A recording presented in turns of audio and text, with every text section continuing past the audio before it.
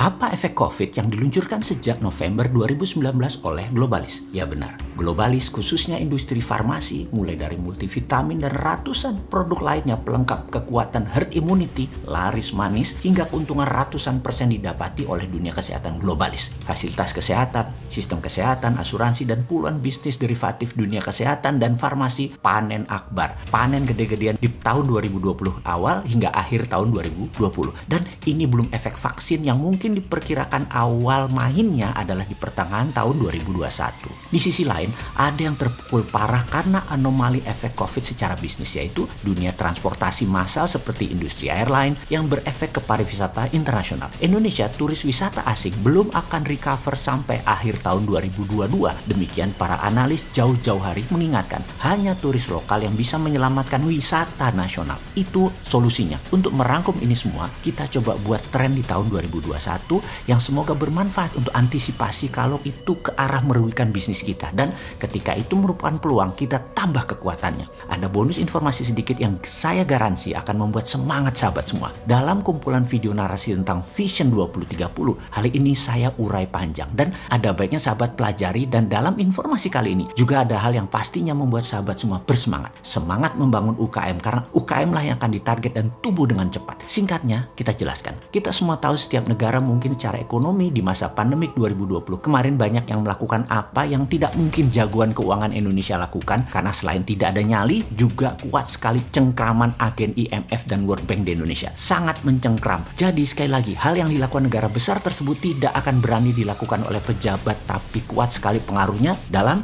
kekuatan politik di Indonesia. Apa yang dilakukan negara besar tersebut? Yaitu meniru apa yang dilakukan Amerika ketika subprime mortgage terjadi di tahun 2008. Di tahun 2009, Federal Reserve melakukan printing money mendekati angka $1 triliun atau 1.000 billion untuk membail out lembaga keuangan yang telah melakukan manipulasi secara sistemik meruntuhkan sistem ekonomi dolar di seluruh dunia. Kali ini, di tahun pandemi COVID 2020, negara besar tersebut melakukan hal yang sama, yaitu printing money untuk stimulus ekonomi lokal mereka. Jerman, Inggris, Amerika, Jepang, Tiongkok, semua melakukan hal itu, yaitu printing money dengan porsi masing-masing menurut skala aman mereka, dan telah dilakukan besar-besaran kemarin. Apa efek yang akan terjadi karena uang beredar kebanyakan atau kebanjiran? Baik, sebelum menjawab, yang pastinya kalau sahabat ditanya, ada jawaban yang telah didesain lama oleh pakar keilmuan internasional agar sahabat atau pejabat yang telah terdoktrin ilmu mereka selalu berpikir sama, seragam, dan tidak boleh dilawan. Printing money akan inflasi mata uang Anda. Ini adalah mantra yang dirapal dan ditanam di kepala ekonom papan atas nasional Indonesia. Ketika COVID menghentikan atau melambatkan global supply chain dunia, maka printing money adalah solusi, dan uang dicetak adalah untuk menyediakan supply atau menyiapkan produksi. Entah bagaimana, karena mungkin Indonesia mengikuti mainan negara besar, maka uang hutangan dan APBN digelontorkan bukan untuk membangun sektor produksi,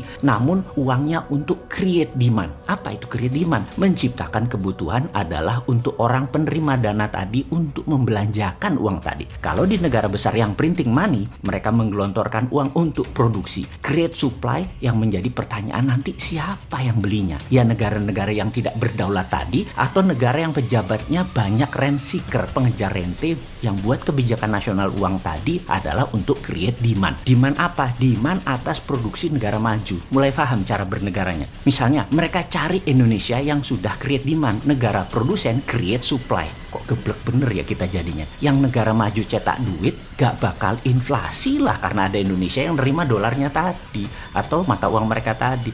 Karena inflasi counter produksinya adalah sektor produktif. Yang membuat inflasi adalah uang beredar tidak sama dengan jumlah output sektor produksi. Itu adalah pelajaran dasarnya. Jadi ketika negara besar printing money, satu, mereka fokus create supply, dan mereka cetak gede-gedean di mana create demand juga digelontorkan. Nah, kalau create demand digelontorkan nanti inflasi, maka jawabannya iya benar, tapi negara besar punya alat tekan dan punya agen yang taat dengan mereka di setiap negara. Dan di Indonesia banyak yang paham siapa orang-orang yang dimaksud. Agen itu untuk apa sih sebenarnya? Ketika printing money tadi menyelesaikan masalah hutang pribadi dan kelancaran keuangan korporasi serta UKM di sebuah negara maju tadi, tahun 2020 kemarin mereka cetak uang, lalu sampai akhir tahun 2021 domestik dan kebutuhan nasional sebuah negara tadi semua selesai karena muter di dalam negerinya. Oh ya, sekedar mengingat, ketika ekonomi ekonomi shutdown atau slowdown, maka sewaktu mesin akan dimulai lagi, kalau dari shutdown sampai full throttle ya, sampai gigi 5 ekonominya memerlukan 2 tahun. Kalau dari slowdown ke full speed kira-kira 1 tahun. Jadi katakan kemarin COVID adalah slowing down, di mana untuk gigi 5 memakan waktu 1 tahun sampai akhir 2021, banyak negara deglobalisasi atau melakukan fokus dalam negerinya dulu. Maka di ujung 2021 akan terjadi cash yang banjir, cash yang banyak, cash yang menumpuk. Inilah gunanya agen di sebuah negara untuk mempengaruhi kebijakan pinjam atau hutang. Maka di tahun 2022 akan ada banjir uang asing atau multi currency, terutama dolar Amerika, yang harus menemukan lawan, yaitu sektor produksi. Atau negara yang lemah kedaulatannya dipaksa ambil hutang. Hutang besar-besaran, bunga murah, bahkan bunga kecil sekali di bawah 3% bisa-bisa. Pokoknya harus ambil sebanyak-banyaknya. Kalau tidak, Amerika inflasi, Tiongkok inflasi, Inggris inflasi, gede banget inflasi mereka. Di tahun 2020 inilah tahun uang murah di seluruh dunia. Dan bagi pengusaha yang susah cari uang di dalam negeri, ini kesempatan emas. Sama seperti tahun 2010-2011 kemarin, kita dapat uang murah sektor swasta. Juga ini akan nanti dapat di tahun 2022 dan 2023. Di sisi negara yang memang dibikin APBN minus dan tidak berani printing money, agar uang banjir nanti dapat penyalurannya di negara-negara yang tidak punya GBHN. Tidak ada haluan negara, hanya APBN dihabisin anggaran. Maka dana murah negara besar tadi solusi keduanya. Yang negara tidak berdaulat tadi dapat uang murah, dan negara besar tadi menyalurkan uang yang selesai, yang sudah dipakai agar tidak inflasi. Kalau saja bernegara kita Indonesia first dan berani printing money itu kita lakukan, pasti akan membuat negara besar tadi gelegepan, kekurangan oksigen karena nggak bisa menyalurkan mata uangnya. Panik, mereka perlu ventilator ekonomi karena uang mereka tidak terserap. Sayangnya kita belum punya kekuasaan itu. Sayangnya kita belum dipercaya. Namun untungnya kita punya generasi muda yang telah pinter karena telah siap, di mana nanti ketika giliran mereka tidak akan lagi bangga dengan asing dan tidak akan lagi mempermudah asing di tanah air tercinta Indonesia. Amin. Semoga anak muda sukses semuanya.